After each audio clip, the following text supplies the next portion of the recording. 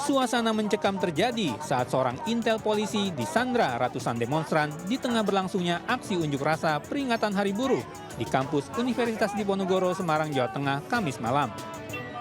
Para demonstran menyandra intel Polda Jawa Tengah itu selama lebih dari 4 jam. Upaya aparat kepolisian membebaskan rekannya yang disandra demonstran awalnya berlangsung alot. Pasalnya, demonstran menuntut agar sandra ditukar dengan 14 rekan mereka yang ditahan polisi. Namun setelah bernegosiasi, polisi akhirnya berhasil membujuk demonstran untuk melepas sandra yang mereka tahan.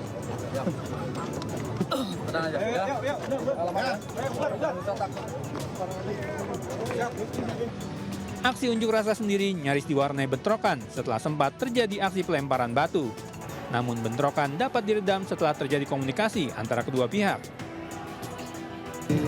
Malam ini ada 4 rekan kita mahasiswa sudah dipulangkan dari kantor karena yang bersangkutan secara tidak langsung ada di tempat tapi tidak terkait dengan kegiatan anarkis.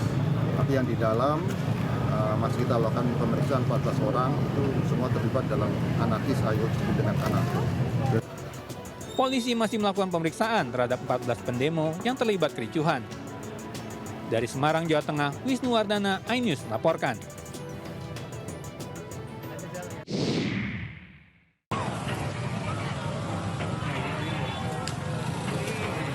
Polrestabes Makassar melakukan pengejaran terhadap pelaku pengerusakan mobil pengguna jalan yang videonya viral di media sosial. Diketahui aksi pengerusakan itu terjadi di depan kampus UMI Makassar, Jalan Urip Sumoharjo, di tengah unjuk rasa terjadi dalam memperingati Hari Buruh Internasional.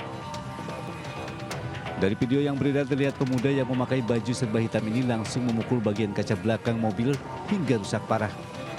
Penumpang mobil pun berteriak histeris.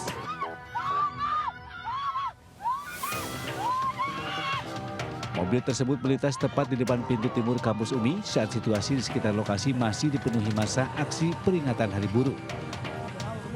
Dalam video yang sama terlihat seorang perempuan yang diduga anggota keluarga pengemudi keluar dari mobil dalam kondisi panik dan berteriak. Setelah melakukan aksi brutal tersebut, para pelaku dengan cepat membaur ke kerumunan demonstran di sekitar lokasi. Kapolrestabes Kota Makassar, Kombes Pol Arya Perdana, membenarkan adanya kejadian tersebut. Meski belum menerima laporan resmi dari korban, pihak kepolisian tetap berinisiatif melakukan proses penyelidikan dan pengejaran terhadap pelaku.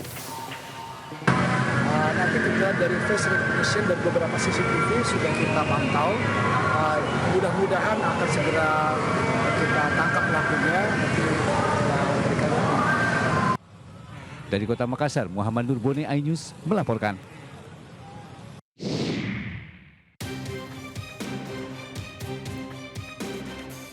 Komisi Pemberantasan Korupsi menyita mobil mewah milik mantan Gubernur Jawa Barat, Ridwan Kamil, yang diduga terkait kasus korupsi pengadaan iklan di Bank BJB. Mobil bermerek Mercedes-Benz tersebut hingga kini belum dibawa ke rumah penyimpanan benda sitaan negara karena masih berada di bengkel. Namun KPK menegaskan proses hukum terus berjalan karena mobil tersebut terkait kasus korupsi yang merugikan negara hingga 220 miliar rupiah. Oh ya, tentu dari kita punya ada namanya pengelola barang bukti, itu mungkin secara berkala akan mengecek kendaraan tersebut sampai sejauh mana kondisinya, dan tentunya kalau seandainya kendaraan itu sudah layak dan bisa untuk digeser ke Rubasan, pasti akan digeser oleh penyidik ke Rubasan. Itu bengkelnya di Bandung? Bengkelnya saya belum terinfo di mana, tapi pasti di Jawa Barat lah. KPK masih mengatur waktu untuk memanggil dan memeriksa Ridwan Kamil sebagai saksi. Dalam kasus ini, KPK telah menetapkan 5 orang tersangka kasus dugaan korupsi di BJB, yakni 2 orang dari BJB dan 3 orang dari pihak swasta. Hingga saat ini, penyidik KPK sudah menyita total 26 unit kendaraan roda 2 dan roda 4 dengan berbagai merek. Dari Jakarta, Wenda Nura, Ahmad Putra, Sutrisno, iNews melaporkan.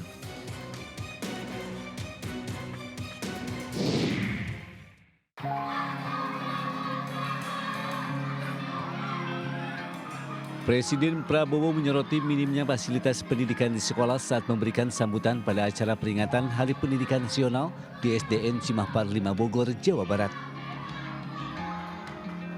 Prabowo menyebut sekolah daerah ada yang hanya memiliki 1 toilet untuk siswa sekaligus guru. Padahal sekolah tersebut mendapatkan alokasi anggaran yang tidak sedikit. Padahal kalau kita buka-bukaan, anggarannya ada.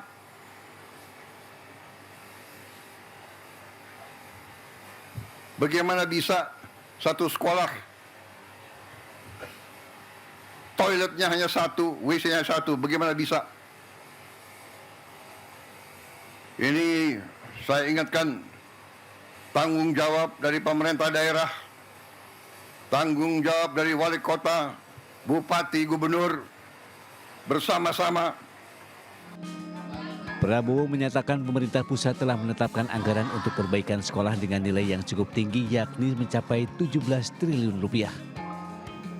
Prabowo juga berjanji untuk melakukan efisiensi anggaran dan mengalokasikan dana lebih untuk perbaikan sekolah.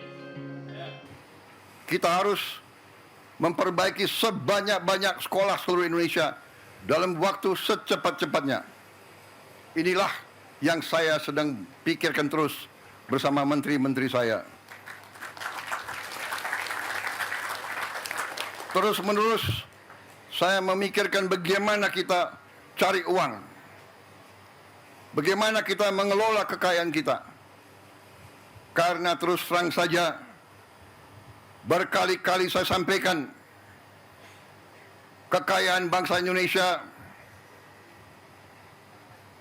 masih terlalu banyak yang bocor dan tidak sampai ke rakyat. Presiden Prabowo juga meninjau pelaksanaan belajar mengajar dengan bantuan teknologi Smart Classroom saat menyambangi SDN Cimahpar 5 Bogor. Prabowo bahkan duduk bersama dengan sejumlah siswa untuk menyimak pelajaran yang disampaikan seorang guru. Tim Liputan iNews melaporkan.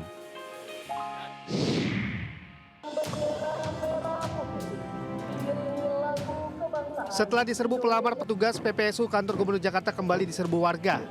Kali ini yang menyerbu ratusan siswa dari berbagai jenjang pendidikan di Jakarta.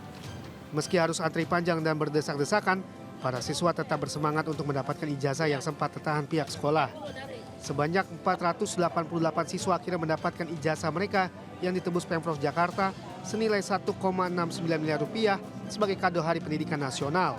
Dari ratusan ijazah yang tertahan, pihak sekolah ada yang disebabkan faktor ekonomi keluarga sehingga tak mampu selesaikan tunggakan seperti uang SPP dan lainnya. Pertama berjumlah 117 siswa. Tadi tahap kedua telah disampaikan 371 siswa. Dan sekarang ini sudah terdaftar yang akan diputihkan di tahun ini. Pembiayaannya juga sudah disiapkan sejumlah 6.652 siswa. Menurut aku ini program yang bagus karena bisa mempelancar siswa-siswi lain ya untuk lebih bisa masuk ke sekolah lain karena nggak ada halangan dari ijazah. Dengan ijazah tersebut, para siswa bisa lebih bersemangat melanjutkan pendidikan ke jenjang yang lebih tinggi. Dari Jakarta, Rani Sanjaya melaporkan.